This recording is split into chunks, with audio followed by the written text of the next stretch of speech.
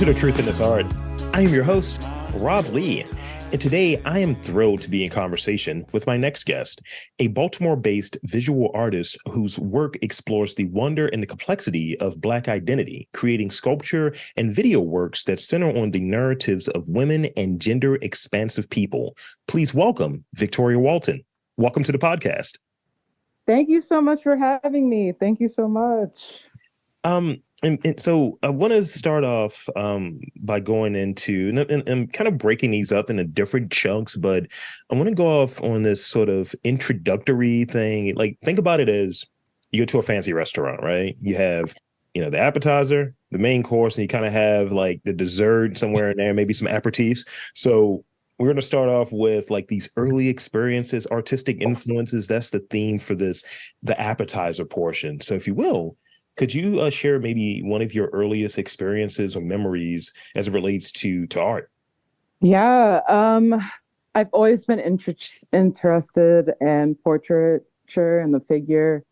I was always known for drawing clothes and drawing people, and my mother's like sensed my inclination towards that right away, and I was just known as an artsy child. And by the age of 12, I had made an official decision that I was pursuing fashion design. So that was actually my first leap into a true creative direction, thinking about a career, thinking about longevity in that way. And so I took on sewing. I learned pattern making. I studied fashion like Project Runway with everything in me. Like it became an obsession. So that really is where my artistic focus was for a majority of my life into my early 20s.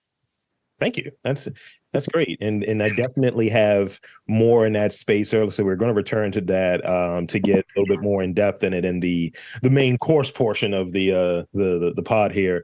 How and this is going to sound gauche, but I always like to get people's like take on it. Like, how do you define art?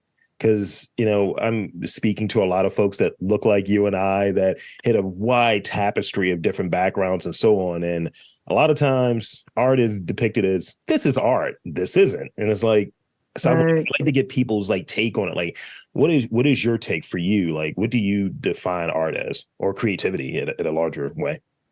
Yeah, I think it's a gut intuition that allows you to create something out of nothing. Um, and and like you said, like not putting a limit on what that looks like Yeah. as a creative. It could be food, it could be music, it could be poetry. Like there's so many different avenues. And so it's just like, what do you do when you're alone? And like, how does that manifest in a space where you are in like not restricted? You're not restricting yourself, and there's not outward restrictions as well. Um, so that's art to me. See, this is going to make it really easy for me to chop these different segments of, yeah, Victoria Walton on art. Yes. So these next two of this sort of chunk, how do you, for the folks listening, this all being the final edit, but for the folks listening, when I hear it like directly from you, describe your work. Like, how would you describe your work? People have those artist statements, and sometimes it's Oh God. like, oh my, and then you have other people describe one's work. Like, I describe what I do. It's like, yeah, I just talk to people that I think are interesting, and other people will say to me, you're democratizing what it means to be an artist in these creative conversations. I was like, sure. Yeah, sounds better than what I said, but I don't know. So how do you define what your work is? Hmm. I'm going to choose to lean away from my artist statement. Sure. It's an exploration of the figure and multiple of the lived reality of Black people along the lines of um it's particularly along the lines of being queer, being disabled, being at the intersection of so many other experiences. Um, and how inside and outward influences, how that ripples inwardly and outwardly. So, um, particularly in my work right now, I'm calling on a reclamation of our relationship to nature. So Mm. I'm using organic material, and I'm really kind of talking about like the healing of us reorienting ourselves in this conversation of us being natural, of us being inherently who we're supposed to be. And so I do that through ceramics, through mixed media with wood, with soil, with textiles, and through performance. I like that. I like the fully like realized sort of like this is what it is now versus those nice, pristine, clean. Here's my 2 sentence. Like you put your artist statement in Chat GPT and spit out something clean. I want the real, I want the imperfections in there. I want it being thought through. And I like how you delivered that. So thank you. Thank you. I really have made a conscious effort to be authentic in my work, no matter how painful that can be for me or uncomfortable that can be for me. And so I want people to feel that in the work. Like I'm not making the work to be political or to be correct. I'm making that from a really like raw and honest place. So yeah. So if you were to denote it, right, as you have a few influences, because I've recently tapped back into I really like the Austin Kleon books, right? And he talks about like art just being like a version of theft. And it's like you're kind of taking the influences of other people that you dig, you like their work, and you're doing a remix, and it becomes your style and so on. So a lot of times we call it influence, right? So, there are obviously podcasts, even that book in Austin Kleon as a whole that are referenced in kind of what I'm doing here. What are some of the biggest influences for you, and how are you influenced by them? I one of my biggest influences, I hope people make this connection on their own, but I feel like I'm becoming a Black Frida Kahlo in sculpture though. I'm not a painter in sculpture. Yeah. In the intersection of how they really address pain, queerness, complex cultural experiences, and disability. Yeah. I've I it was one of the I was as I was making art, trying to figure out my most recent experiences, I was like, there's no one that had done it the way that they did it. I was like, okay, that resonated with me on a soul level. Yeah. You know. And contemporarily, Wingeshi Mutu, oh my lord, outrageous. Just saw her show at the New Museum, and that work, um, yeah, the integration of soil in the figure and organics and also disability. I was like, okay, Yeah. it gives me hope that the topics I'm talking about, although it's not always seen in the mainstream, can be further understood. Um, yeah, Yeah. I love how Doreen Gardner pushes discomfort. Mm. It has recently shifted the lens in terms of making, particularly talk about trying to make white people as uncomfortable as possible, and that's what I want to harness. So, yeah, I'm like, yeah, let's do that shit. Oh, so those are just a few. And Christina Cordova was a huge influence in my ceramic work. Huge, huge influence in my ceramic work, even though our themes are different. But in terms of um, building and figuration, for sure. Thank you. And I like being able to get into those conversations and find those things that seem like, relatively, like, I guess, obvious for folks who have you, like you're hoping someone kind of makes those connections, and then some that might not be as obvious. When, I always go back to this conversation I had where I was talking to a chef, and, going back to what you were saying earlier about what those boundaries might look like, food, it's a culinary art, so have you.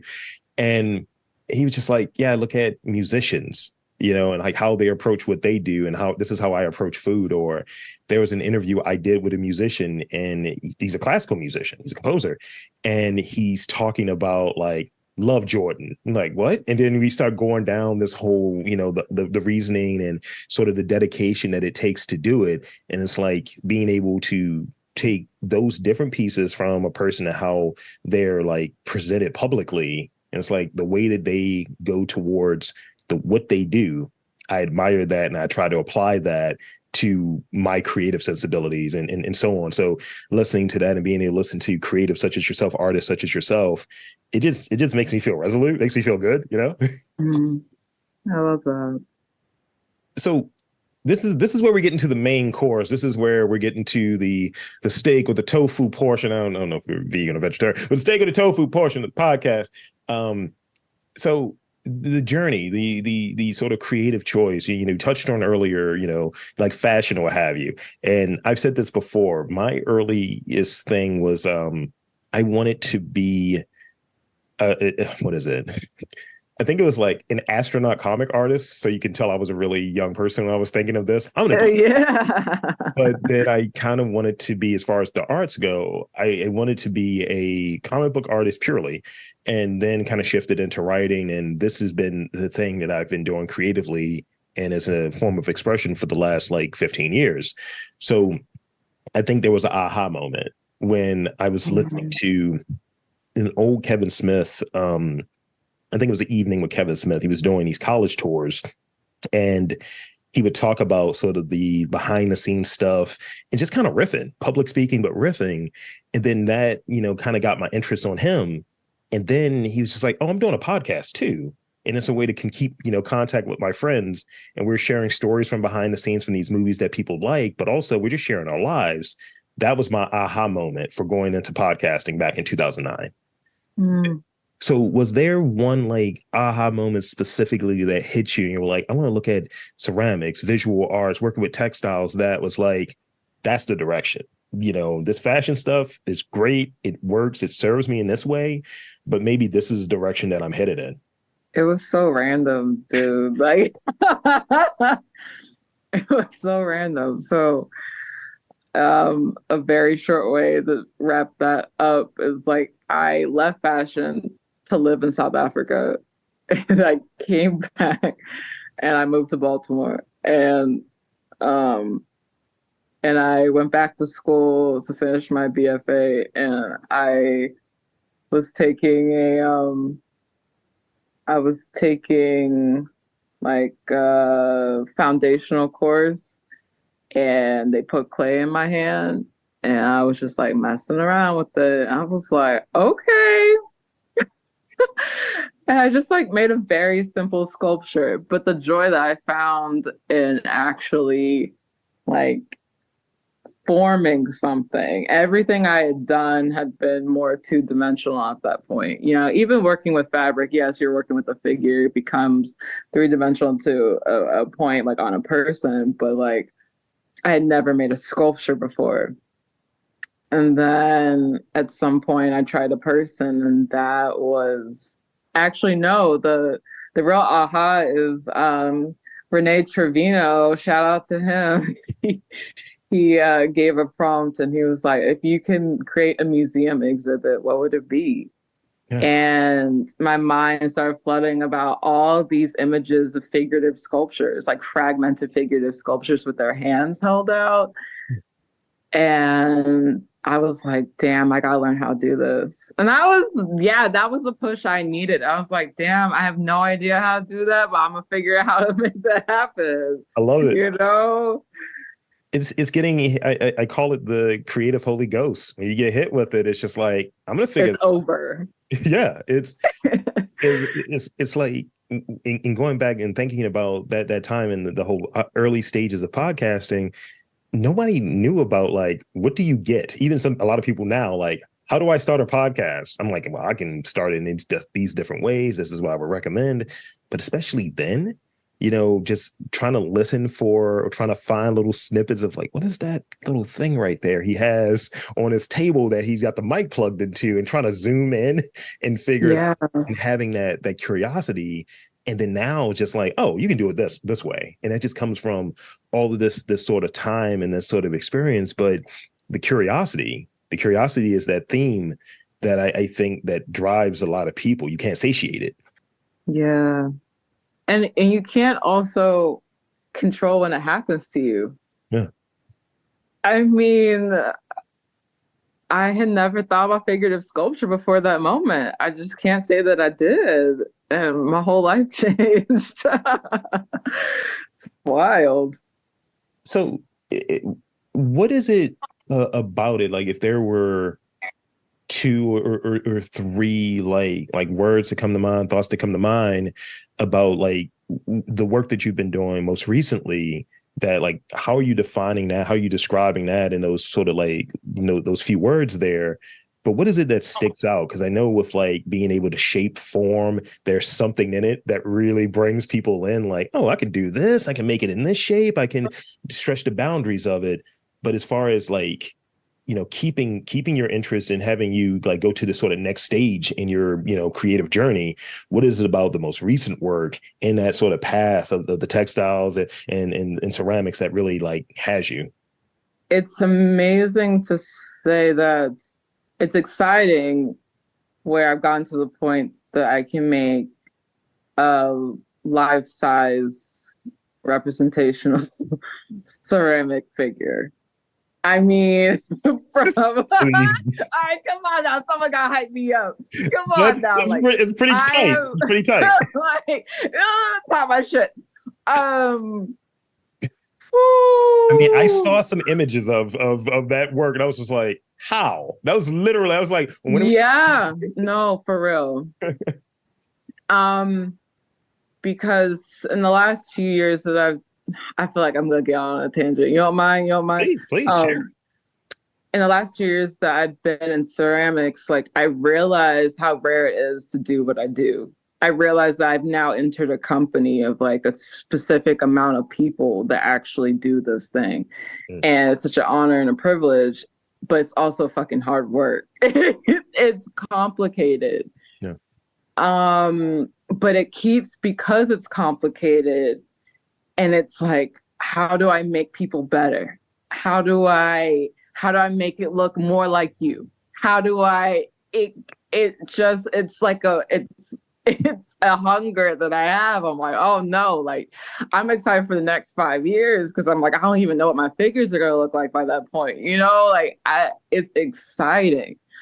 But then like the ideas that I had around, I don't know, personal struggle, cultural triumph, like community, I was trying to express these things in 2D and it just wasn't enough for me. And then like to translate it and abstract it through the figure is, I feel like people can understand it deeper. It's like, oh, okay, like it's happening within the body. Like I get it. Like, or at least I can think about it more. And I want, and part of my work is to really like challenge people's conceptions of particular lived experience, etc. And so it's like, yeah, I want you to think about this. So if I combine that with the figure, I feel like it draws you in more. So that's another reason why I'm doing what I'm doing. But then the figure is like not completely enough for me. Like I think it's wonderful when there's artists that's all that they do, but I feel like I love doing a whole bunch of different techniques, mediums, whatever. And so it's like using the fabric, doing performance, whatever. It keeps me busy. It keeps it fresh. Like it'll never, like, I'll never be bored. So I hate being bored. So it's like, um, yeah, I think those are the things in my work right now that are really interesting with the scale and also the message that's happening right now. So Thank you. And I have a secondary question for that because I am a numbers nerd. I'm a data analyst in my day job, right? And so when someone's like, yeah, here's the scale, I'm like, all right, like I don't know if you ever had these charts back in the day. They would have them like in cereal boxes and it'll say, hey, here's this NBA player. You put it up to the wall and you see how tall you are compared to. oh yeah, yeah, yeah. So when I use myself as a reference point, I'm 6'4", right? So it's just Mhm. like, okay. Oh, you're tall. Okay. So looking at some of the images of the work that you've done in terms of scale, talk about sort of the size, the amount of work, and some of the larger pieces that you've done recently. Talk about that a little bit. Like how much time goes Yeah. into that? Because I don't understand that at all. I also don't understand. Okay, okay, okay. So no, okay. I went to a school where they expected miraculous things. Okay. Right. Like, I'm telling you that making a full figure was normal to them. They expected it from me. They were like, you just gotta do this shit. And so, um, and particularly because I will say that my thesis show was the largest work I've made to date. Mm. Yeah, in the last 6 months, I've made my largest work. My largest figure was, it's 5'5". That's a person. You just have a person. That's what I said. Yeah, yeah. Yeah. I make life size figure ceramics. And the other one is a seated figure, but she's also 4 feet. She's to scale. She's me sitting down. And what people don't, when I tell people this part, they're gonna be like, what the hell are you talking about? They did not exist 6 weeks before my show. Excuse me. So what do you think about? I made them at this basically at the same time. It was the hardest thing I ever did, and like I said, grad school is not normal life, Mhm. and I'm looking forward to slowing down on that. So I'm excited for when I actually take my time Yeah. because I did not take my time. So, but no, I'm so proud of that work. I'm so proud of that work. And then yes, I have a fragmented figure, but there's also life size. Was at the Clay Studio this year, and that piece is also just about 4 feet. Yeah, that's like my medium range is like 3.5 to 4 feet. Wow. I mean, I will be making smaller works because I do want people to buy my work. So I will be making smaller works. But I know people know me for the large work too. So I just will be balancing that out. yeah, and I like one of the things you were touching on there, like, that sort of short, truncated period. It's like I find like so not only in doing the podcast, right? I do some of these sort of I do movie nights and community events and all of that stuff. Yes, yeah. And I find like, taking it to the academics, right? When you're like you're cramming, it's like Yeah. if I have too much time to think about what I'm going to do, I'm going to get my own head and try to be a perfectionist about it. It doesn't get done. Right. Well, and then it's not as good. And then when I take like, I kind of wait to the last moment and then I'll complain like, man, this didn't go well. And then everyone will tell me, it's like, this was great. This was done masterfully. And it's like, man, I kind of rushed it. And it's just like, it turns out well. It's just like, you almost need to have that sort of pressure on A sometimes. little pressure. Yeah. Mm. And, also kind of checking like what the stretching, right? Like, people go to the gym and all of that stuff. You don't know really what you can lift or what you can do like physically until you actually try it. And then you kind of figure it Yes. out. And I remember the most interviews I did in one day was like 6. And I was like, I don't want to do that again, but I know that I can do that. So if I have two, three, or maybe even four, I'm like, well, I have experience doing six. So anything less than that is like, I'm good. And I would imagine something of that sort of shape and scope and scale that you've worked in, and even with that sort of truncated period of time, it's like, I can knock this out. If if it is required of me again, I hear you. I hear you. I can do it. But another 2, 3 weeks would have been great. But no, I don't think I like to work longer than 6 weeks. My full figures, yeah, they're like, no, they have to be done in under 6 weeks, but that's just because of Clay. Mhm. Clay will not wait for you. You gotta, it's on a timeline. Like even 4 weeks is like a miracle.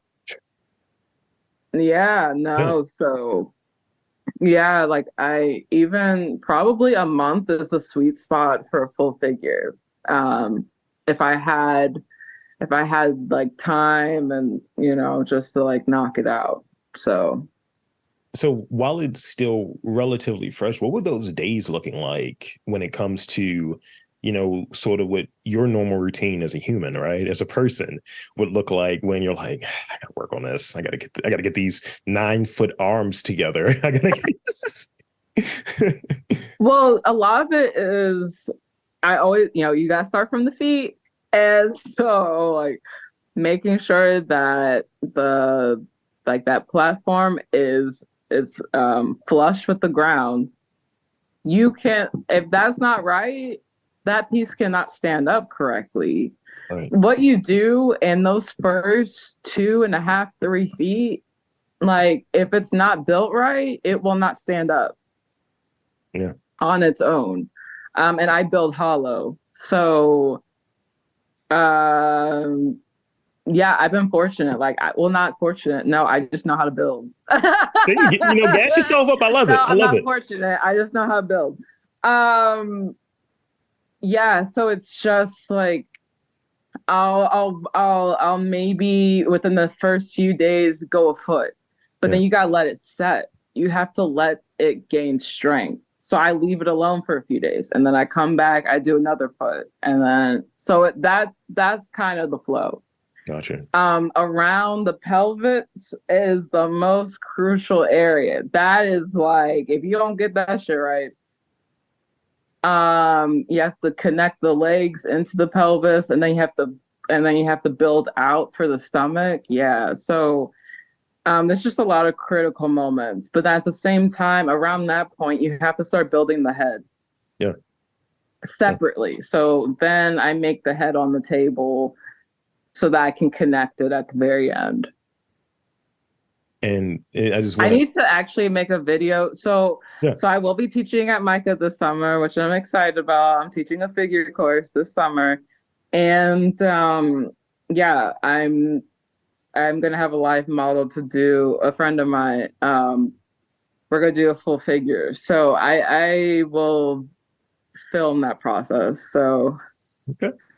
yeah, I'm Looking excited. forward I'm to it. sure I know that people are like, I don't understand what you're talking about. I'm like, yeah, I know. It's Here's the like, visual to go along with it. So I have sort of this one last real question. Um and I have a few rapid fire questions. So I want to save some space for that. That'll be the sort of the dessert portion of the this menu we have. Uh Lastly, I'd like to ask, what advice, if you're sharing someone more broadly, right? Whether it be you can go like very similar to the work that you're engaged in and the work that you're interested in, or macroly speaking, for someone who is like, how can I explore creativity? How can I go further in something that I have interest in and really see if it's, something that's a potential career path or creative endeavor? What advice would you share with someone?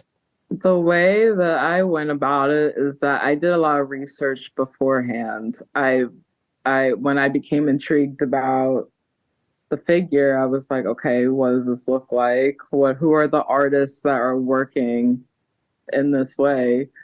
And honestly, and then I reached out to some of those people. Yeah. Um, because it's good to play around and on your own and see for yourself if you like doing this kind of work or working in that kind of way. But sometimes it's good to hear from somebody that's actually doing it. And you would be surprised at the people who would be receptive to talking to you, giving you advice. I had my mentor. I had the person that I admired the most, like literally let me work with them for a whole month, and like those kind of moments confirmed that this was what I was supposed to do. So I think it's research, it's trial and error on your own. It's like grunting it out and being like, okay, like, do I like this? And it's asking for help. So this is where we get to the dessert portion. The dessert for me, I don't know if it's going to be for you. I have a sweet tooth. I like to use this part of the podcast to troll people a little bit, but also, Oh God. no, I like to get to the extra layer. I think, and I think one of the things I encounter when I listen to other interviews, it's very kind of like lacking. Just tell me about your work, and there's nothing extra in there. And so that's what I try to use this for. This is a rapid fire portion. So here's the first one. And whenever I ask artists this question, they start modifying the question. So I'm kind of expecting that already. What is your favorite color? Black. Okay. See, you straight up. Usually it's like, here's my favorite three. And I was like, all right, artist, appreciate that. The darkness. No. I hear you. I mean, mine's is great because it's like, look, I'm always somewhere in the middle. Just like, look. Uh, Go to comfort food. Oh, I love Ethiopian, like any anything, honestly. Like um I also love, no, my real comfort food is probably chicken vindaloo extra hot. See, that's good. I've been I'm going up the ladder a little bit. I had Indian last night actually, and I I was on but the butter I was a butter chicken guy, then I became a biryani guy, and now I'm like just stuck on tikka masala, but I'll go with sort of the maybe the one that's like less sauce. It's more like maybe the tandoori one, but it just like the sauce is on the side. And I've gone up on the heat on it. It's like, oh, yeah, you got Okay. medium plus now? Yeah, yeah, let me get some of that. I'm like, look, I'm not playing that game where it's just like they have I think we order from either Kumari or Namaste. Yeah, I just ordered from Kumari last week. And one of the places says in there Indian hot. And I'm like, look, we're not playing those games. We're not playing those games. We're not doing that. I'm not gonna lose my weekend, trying to enjoy Indian food. The hot is good though. The hot is good. Um, this is also a question of like it's kind of a point of contention. What is your all-time favorite movie? And you can substitute it like what movie have you watched the most? Because it may not necessarily be your favorite, but it's one that you watched a lot. I'm a nerd, man. Um, I've watched the entire trilogy of Lord of the Rings so many times. I cannot tell you how many times. For almost 20 years.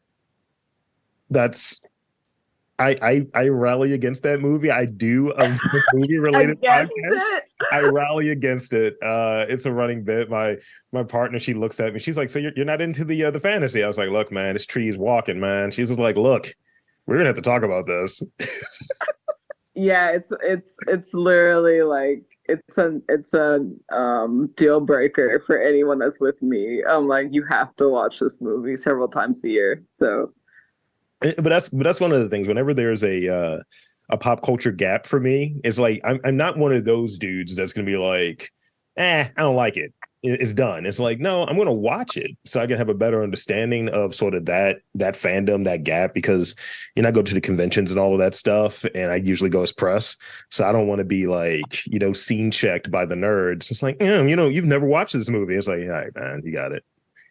Call me Aragon or something. I'm not gonna know what they're talking about. See, just a little, just a skosh. Yeah, okay. I haven't seen any of the Harry Potter movies either, so you know. Okay, that'll be for another time. Yeah, Oh gosh. my fandom is so 80s. I'm almost 40, which I am starting to realize. And my fandom is definitely like 80s sci-fi and action movies. It's really corny. Let's see. Here's the last one. Here's the last one. If if you were to come out with an autobiography, what would the name of it be? Because I like puns. I use this as an opportunity for people to get over their puns, their sense of humor, all of that. Ego death. Let's go. I like it. Yeah. I'm here for it. So with that, so I hope that's a nice, appetizer for folks, again, with the food references, for folks to go deeper into your background, your work, checking out the website and all of that good stuff. So I want to give you the space and the opportunity to share, anything you want to share in these final moments, social media, website, all of that good stuff. The floor is yours. Awesome. So my name is Vic Walton, just moved back to Baltimore. My Instagram is Victoria Walton Studio. Give me a few weeks on the website to upload the thesis show. It's worth the wait. Give me 2 more weeks. Yeah, and I'm excited to be active all over the city and be involved in the art community again. I'm really happy to be back home. Did you enjoy the podcast? Well, show your support by rating, reviewing, and buying me coffee. Rates and reviews, they definitely help the podcast grow and get seen and heard by more folks to share these great stories. And coffee, not the beverage per se, I enjoy coffee, but coffee, KOFI, that is the way to support this podcast financially. Sending a couple bucks here to keep this podcast going and keeping it rocking and rolling. And those that sort of support is very appreciated. So check in the episode description for more information. And thank you. I want to again thank Victoria Walton for coming on to the podcast and sharing a bit of her story, creative journey. And I'm Rob Lee, saying that there's art and culture in and around your neck of the woods. You've just got to look for it.